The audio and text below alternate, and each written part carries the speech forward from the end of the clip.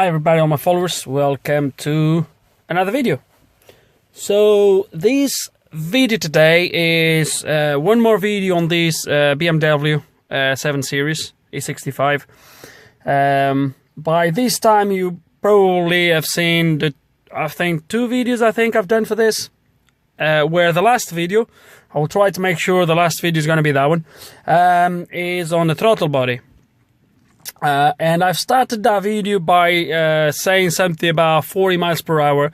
The car wouldn't drive above 40 miles per hour, and we will be fixing that problem basically. That didn't really happen because when I actually saw the problem with the throttle body, I thought that on its own would make a video, and was pointless to just put too much stuff on one video. So the 40 miles per hour problem, so the car doesn't go above 40 miles per hour. That's basically a limp mode. The car is in limp mode.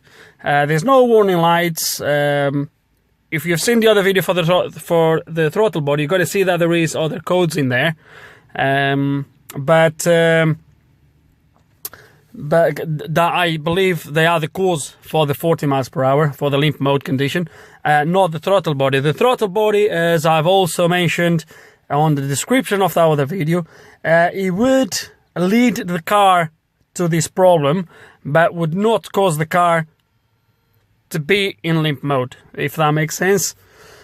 Okay, so we're gonna scan the car again. I am using the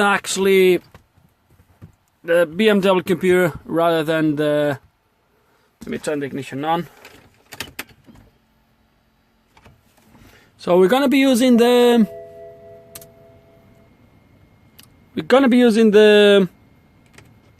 Okay, so we're gonna be using the BMW software rather than using the MaxiSys. Although later on I might have to plug in the MaxiSys. Because we're gonna probably have to drive the car and this is not gonna be very nice to take with me. So, but the reason why I have this connected is because this will help to confirm a lot of information that I'm gonna give you. So a lot of what we're gonna be doing here now is gonna be information pretty much. It's not gonna be much more than that. So let me close this. So yeah, we're not going to do much more than that. So, okay, let me put this to start to scan the car, and then so the second. So let me see if I have.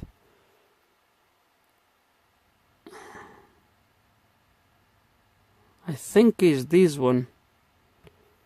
If I'm not mistaken, but I think we're gonna try again. I think it's that one. It should, but I'm not 100% sure. I think it's that session was the session for this car that I've done already. Even to the roads, here's Paula Brett. Thank you very much. Well, if you've been affected by the closure of Hinkston. So he's scanning the car. So while he does this, what we're going to do is I'm going to take you through what I think the problem is. If you've seen the other video, you'll see as well. I do strongly believe the problem is the DPF system on the car. We have a blocked or a partially blocked DPF. Now, the first thing we're going to do, obviously, we're going to go through there. We're going to look at the codes. We're gonna try to confirm that is what is causing this issue, and then obviously we'll move forward, and I will start to explain a little bit how the system works, what needs to happen for the system to work, why I believe that the car came into this stage, what happened for the regenerations not to happen, and all that stuff. So just stay in there while he's scanning. Still scanning.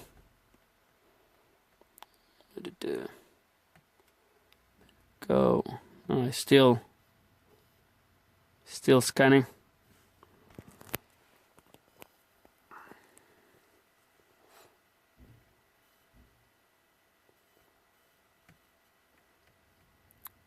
Let me go to call for ECUs.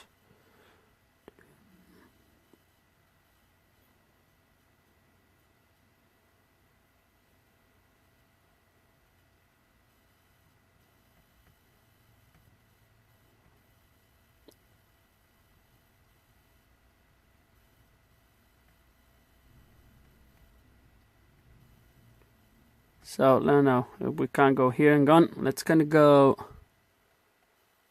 there. Let's gonna display the fault memory of the DDE. So this is the faults we have. So these throttle valve actuator, they're still here because I haven't deleted them yet from when we had the. It's a little bit of glare, isn't it? I haven't deleted these codes yet from when we did the throttle repair. But so you can ignore obviously these 3 codes here, and just go for all the other ones. Okay, so the first code we have is 0041BA exhaust back pressure sensor bank 1. We have particle filter system bank 1, particle filter system bank 1. So one of the two, or we have a problem with the particle filter where the pressure is too high, or we have a problem with our filter, with our sensor. I think what we're gonna do to see, to try to figure out whether the problem is the sensor or whether the problem is actually the filter itself, is we're gonna have to have the engine running. Now, I cannot have the engine running just yet because I want to show you something else, and that's what I'm gonna explain you now. So for this car, for this engine to perform regenerations, there is a few parameters that needs to be met. Otherwise, the car will not perform regeneration. And I'm sure that if I go to, let me see where that's gonna be. Sorry guys, I was not finding it. So if I go back here and I go to call up functions, I should be able to see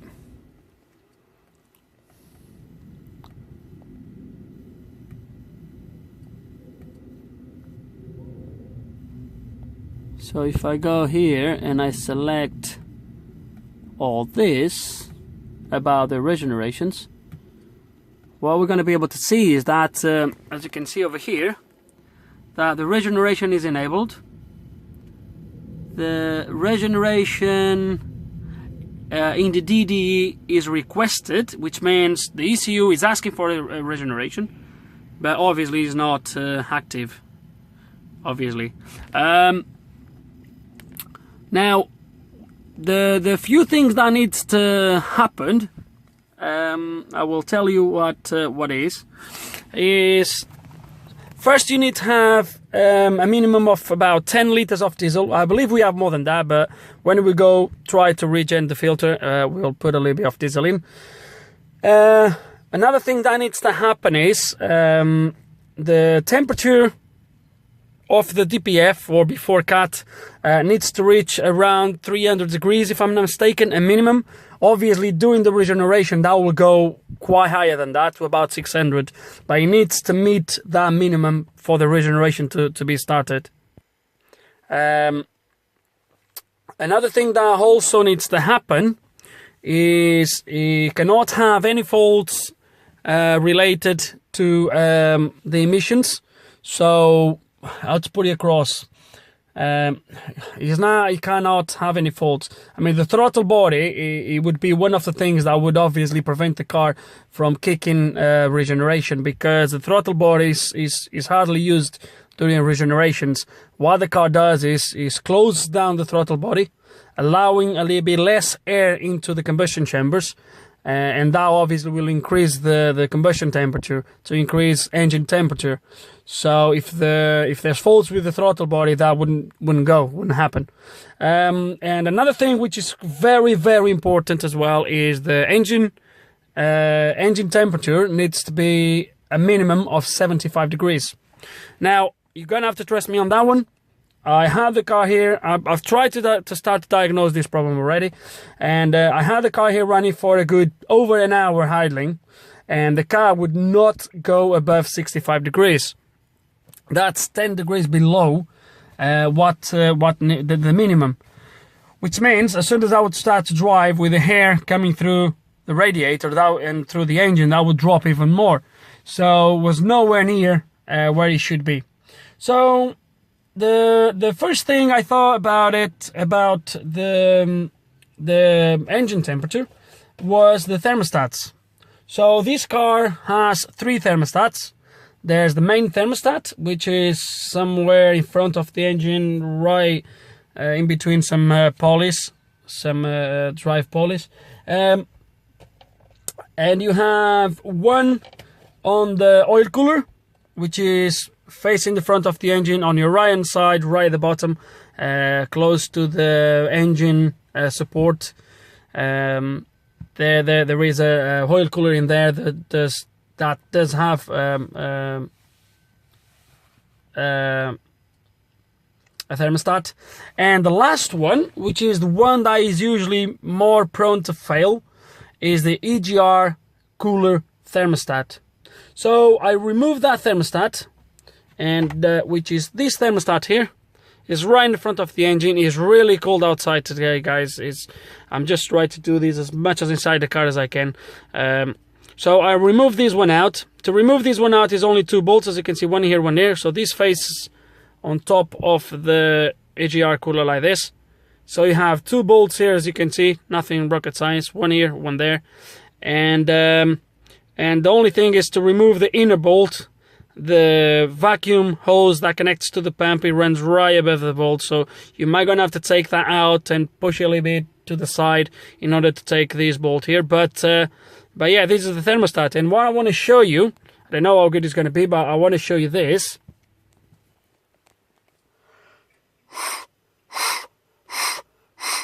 It's pretty much open. That's it. There's a full flow through this thermostat.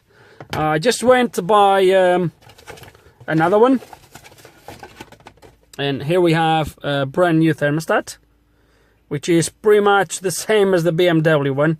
The only difference is they take out the BMW logo and all that stuff in the part number, but it's the same thermostat.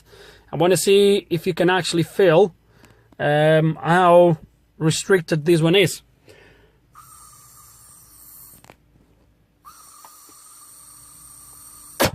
So this one is good.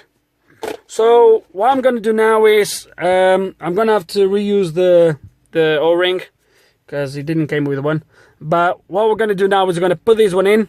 Then I will start the engine, and as soon as I see this engine reaching 75 degrees or more, or passing the 75 degrees mark, we have a win, and I will feel that we'll be ready to go and try a regeneration. Before that, I need to make sure that sensor is working, the DPF sensor. But once I have the engine running, we'll be able to look at some live data, and we'll be able to obviously to go from there. So now I'm going to fit this as quick as I can, because like I said, it's freezing outside. So, and then we'll be back to look at some live data. 9, so it's going up obviously. Okay, and it's still going up. So what I'm gonna do is there is something here that I'm gonna try to find that will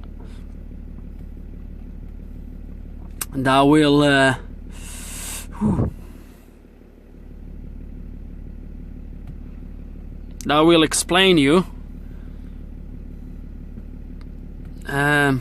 what the stuff that needs to happen.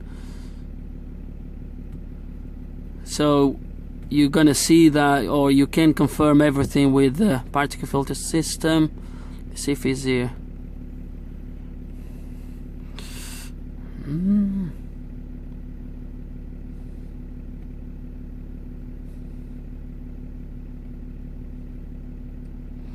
No, it's not that.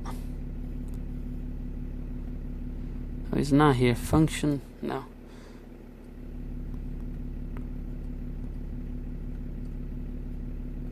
I'm sure he's here.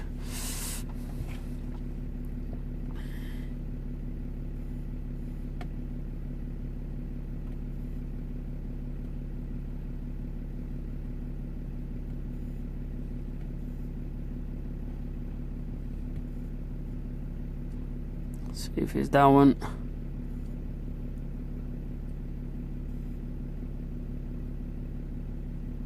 Da-da-da.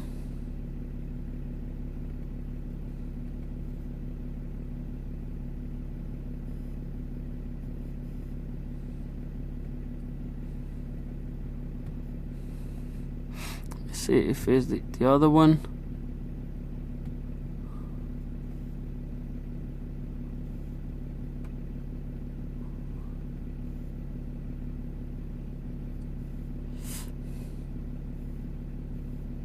Okay, I'm gonna find it where it is.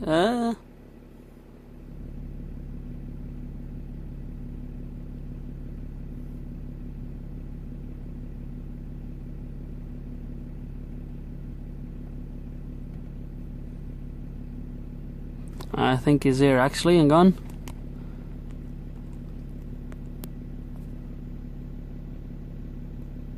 Okay, so he's here actually, he's on this on these documents. So we're going to read through, and I'm going to show you that the following conditions must be fulfilled for a regeneration. Coolant temperature must be in excess of 75. Exhaust gas temperatures before the diesel filter particle must be greater than 240 degrees. There must be enough fuel reserve indicator light not lit up. If that happens, the regeneration process is suspended. No fault codes from the air mass system, exhaust emission systems and sensors must be saved in the DDE. You have some here for the F01. Constant driving speed above 60 or 38 miles per hour. The optimum speed is about 100 kilometers or 60 miles per hour. So this is the stuff that we're gonna have to make sure it happens in order for the regeneration to take place. So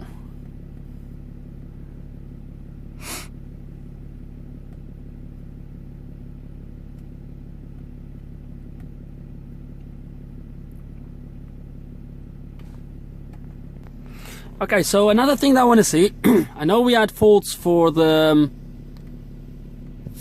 pressure sensor, for the DPF. What I want to see is if the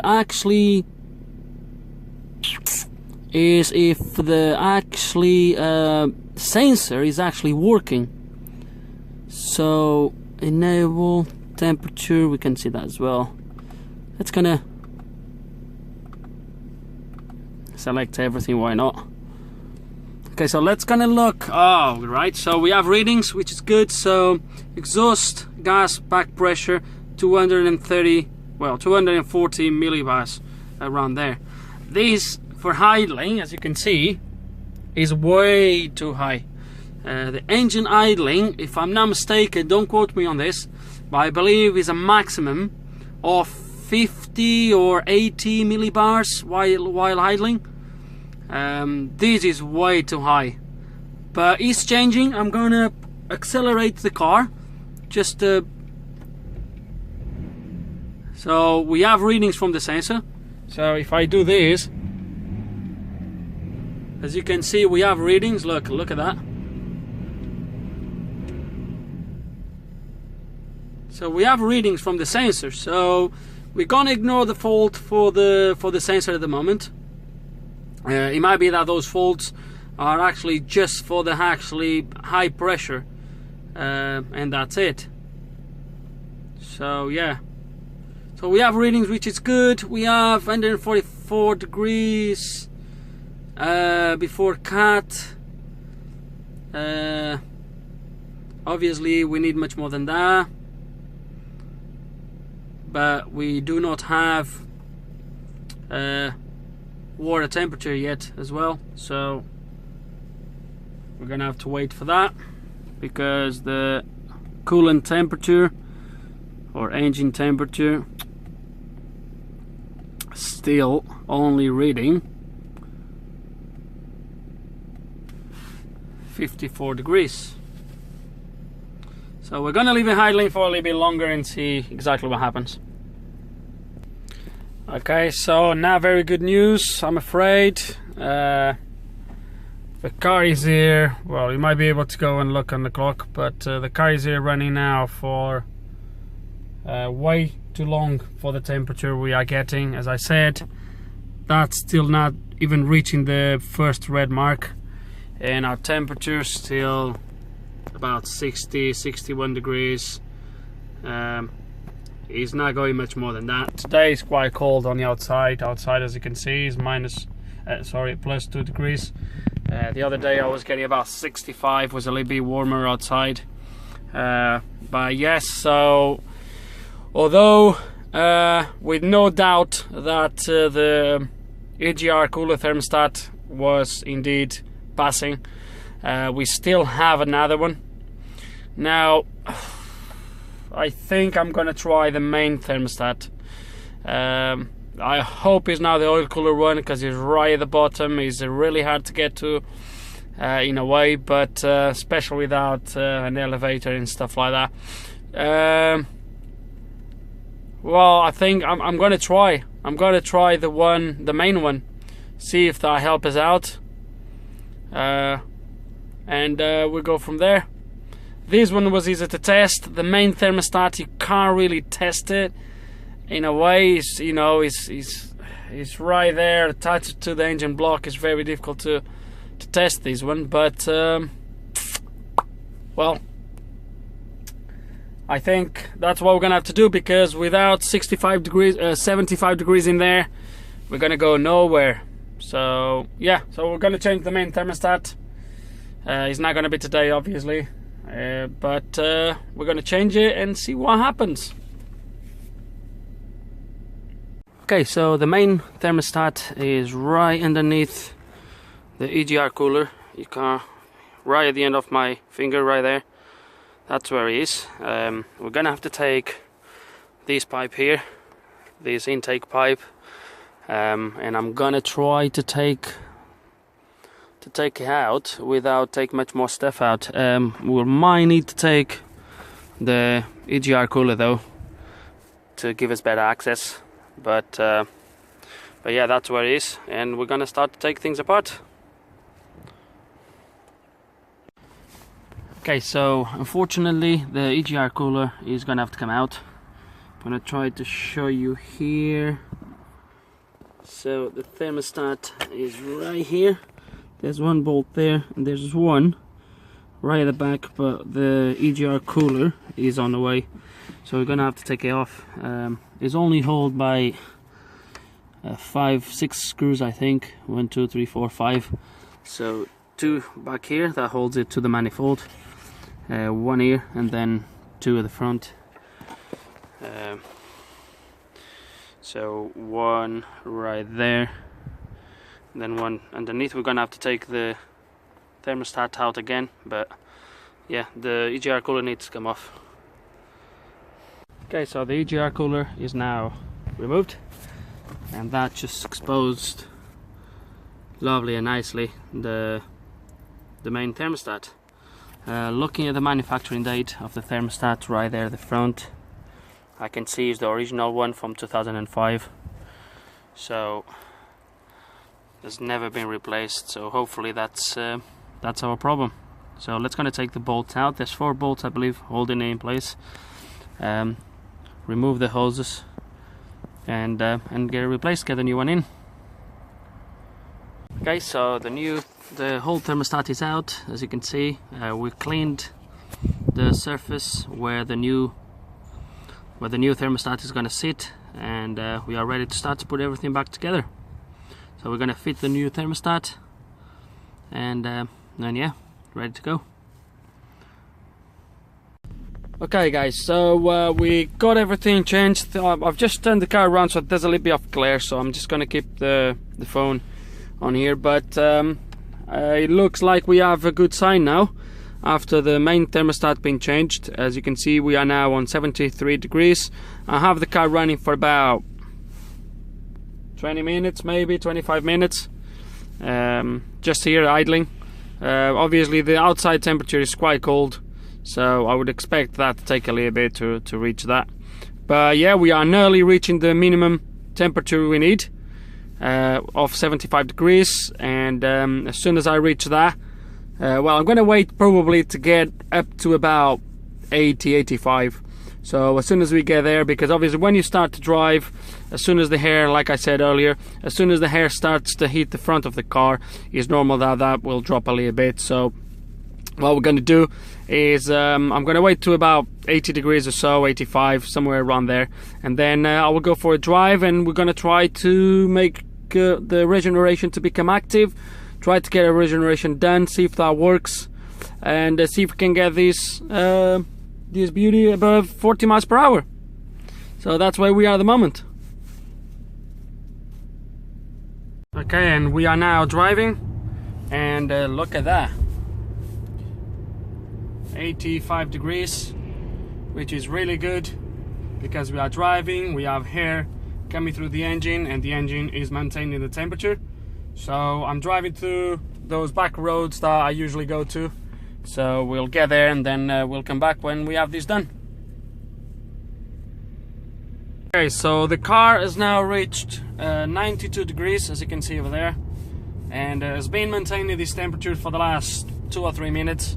So from the last screen where it was reading 85, it climbed up quite quick to 92, 93, and it's just been maintaining this temperature now. So I think we have temperature, we are good on that, we've already established that. So it's time now to change the screen to the emission screen, where we're going to see the cat temperature, and we're going to see when the regeneration is actually active. So stay tuned. Okay, so this is not really how I like to end my videos, but after all the effort I've put on everything you've just seen, I just thought it would be a shame to waste the whole. So let me see if I get this through so it makes sense and you understand everything that happened with that car. The car is no longer with me. I don't think it's going to come back, to be fair with you. But I'm going to go a little bit through the background of the car. So the first time I was contacted to have a look at that car, I've been told, or I've been asked to look at all the problems we just went through. So the throttle body, the DSC, and this problem with the DPF. Was another problem, which was the sat nav, but when I told them prices, they just asked me not to touch. And was a problem with the car, where the car apparently would start and then would cut out quite randomly. Then a week later they rang me again, and they said, look, the cutting out problem has been resolved. We just needed to look at the rest. And at that time, when they rang me first, I didn't. So this second time I had room, so I told them to bring me the car, and then, well, you've just seen, possibly you have seen the other 2 videos already. So that was the background story. So after this last screen you have seen of me, of the, what was that, the engine coolant temperature, after that I've changed to, I've loaded the screen for the emissions. We had plenty of before cat temperature. That was about 320 degrees. Before the DPF, which is straight after the cat, we had about 300, and everything was fine. Everything was there for the regeneration to start. There was one thing I've neglected, and if you go back on the video, you're going to be able to see when I show you the back pressure sensor working, when I rev the engine and all that. At the time I was not really paying attention, but this second time, which is now on video, which was, like I said, straight after the last video, the last clip you saw of the live data, that's when it clicked. Basically, the car was reaching, so the car driving at 40 miles per hour, which was the maximum the car would drive to, because it was in limp mode, at 40 miles per hour, which is the minimum speed you need to perform a regen anyway. Driving at that speed would engage fourth gear, roughly. Depends if it was up or down, but fourth gear. And the engine would rev to about 2,000 RPMs, just a little bit over 2,000. And the back pressure was reading nearly 1,000 millibars. Now, that's the bit I neglected when I actually drove the car away. That is way too high for the ECU to allow a regeneration. The reason obviously is because the back pressure is too high. So if the car starts to increase the temperatures in there, with all the back pressure, with all the post-injection and unburned diesel that's supposed to go in there and all that stuff, that can obviously reach extremely high temperatures and provoke damage back on the turbo and other stuff. So when the ECU sees that the back pressure is too high, he will not perform a regeneration. Don't quote me on this because I'm not 100% sure, but I do believe it's around 300 millibars at 2000 RPMs. That's when it gets out, and will not allow you to do a regen. So basically that's the only reason. We had everything else in there. We had engine temperature, 90 odd degrees as you saw. We had pre-cut temperature. You haven't seen that screen. I do really apologize. I'll explain you in a minute why we never saw that screen. But we had pre-cut temperature, spot on. We had pre-DPF temperature, about 300 degrees. We have seen in the documentation we would need 240. So we were way ahead, quite above those temperatures. So everything was there. And at the start, I could not really understand why the car wouldn't start to regen. I drove for a long time at a steady speed of 40 miles per hour. That you should start to regen. So that's when it clicked, and I saw those nearly 1,000 millibars, and I thought that's all explained. And I know you will not do it because I had this in the past, but I'll get in a second. Now, the reason why I didn't record anything else was because about 10 minutes, maybe less than that, driving under these conditions and waiting for the regen to become active, the car just scared out in the middle of the road.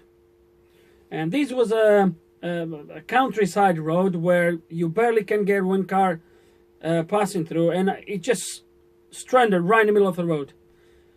And obviously, luckily was not a lot of traffic, but the car just went dead. So I tried to restart the engine a couple times. The engine would not restart after I don't know how many attempts. The engine started. I started to drive again. I managed to park safely. As soon as I was parking, the engine just shut down again. So at this point I've loaded some data. I've loaded the fuel data. And basically on cranking, the car was giving me 4 bars of pressure on the rail. Everybody with a little bit of knowledge about the rail systems knows that you need much more than 4 bars. So the engine wouldn't start. So this is basically the reason why I didn't record anything else. After this point, I've started to swear, and then I had to ask me for someone to pick me up because I couldn't start the engine. And then I rang to this to the owner of the car, explaining what happened, and obviously he's going to take the car back to whoever resolved that cutting problem. And I've explained to him the problem with the DPF. Now, I gave him 3 solutions for the DPF. He can either take the DPF out. I'm not going to do that here because on this car, the DPF is right after the cut, is on the side of the... is on the side of the engine without putting the car up in the air. Is very extremely difficult to take out and perform this job. So to do it here on my driveway with 2 degrees, no chance. But yeah, he has 3 options here. He removes the DPF, get the DPF soaked in, I don't know, brake cleaner, whatever, some sort of solvent, leave it to soak for a few hours, then drain it, pressure wash or jet wash, clean it properly, put it back on the car, just temporarily, start the engine. Get the machine on it. If the back pressure drops down to an acceptable level, just put it all back together, go for a drive, and the car will kick a regen straight away. The other option is obviously another DPF, which I do not really advise second-hand DPFs, because you don't know what they've been through. So when I say another DPF, I mean a brand new DPF. And last, obviously, the DPF still needs to come out, is just remap the DPF off. So take that one out, cut the case out, smash the DPF, weld everything back on, and reprogram the ECU. I don't think the car is going to come back now. I think this place where they took the car first for that cutting out problem, they're going to get it all done. Now, the reason why I'm saying that as soon as the levels drop to an accepted, to a better value, to a more acceptable value, the car will perform a regeneration, is because I had this in the past. I've owned myself 530D 2004, and I bought that car with that problem. The DPF on my car, I think on the LCI version is slightly different, is the same as this car, but on the pre-LCI, the DPF is in the middle of the car. And I could at home just jack up the car, take the DPF out, do all this, clean it out, put it back, go for a drive, and the car start to just do the regenerations as it's supposed to. So I've been through all this on my own car, on one of my own cars. If you wanna see the whole story, is on a forum called bimbaforums.uk.co.uk. I'm sure it is. You're gonna find me in there, and all the story is there. So I had to take it off, soak it, pressure wash it, clean it. As soon as I put it in a car, the back pressure was pretty much nothing. I went for a drive, and the car started to do regens. And I had the car for about 4 years, something like that, and it never gave me an issue after that. So this is why, in this case, the car did not perform a regeneration, was because of the DPF was way too clogged for the car to attempt a regeneration like that. And that's it, really. I know this is not ideal. I would prefer to show you the car running smooth and going over 40 miles per hour. Unfortunately, I couldn't. I just didn't want to waste all the effort I've done already recording everything else. I think there's some really good information out in there that you can take further, and so that's it. Just one last thing, out of curiosity, if you go to minute 15 minutes and 25 seconds, pause that page in there, and it's all explained in there why the throttle body needs to be working. I mentioned that in the past, at the beginning of the video, but and on my other video for the throttle body as well. But if you go there, you can actually see on the BMW documentation, explains everything why the throttle body is needed for regenerations. And I think that's it. I hope you still enjoyed the video. If you still have any questions, any comments, just put them below. And like always, thank you for watching.